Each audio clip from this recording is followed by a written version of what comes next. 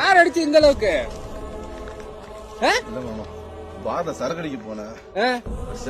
பார்ல சரக்கு அடிக்கிறதுனால உன்ன என்ன மயிருக்கு அடிச்சானுங்க?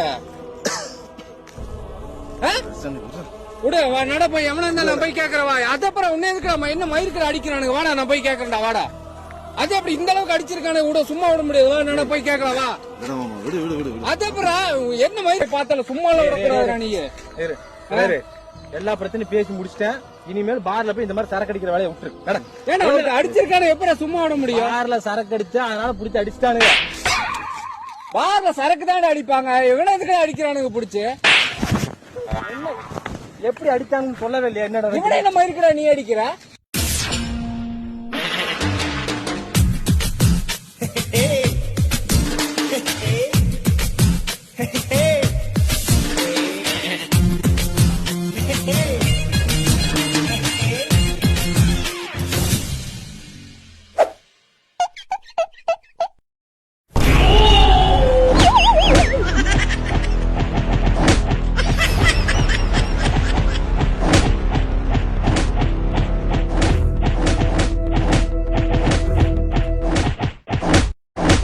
சரக்கு அடிச்சது பிரச்சனை இல்ல. அடுத்தவன் சரக்கு எடுத்து அடிச்சா அடிக்கதான்.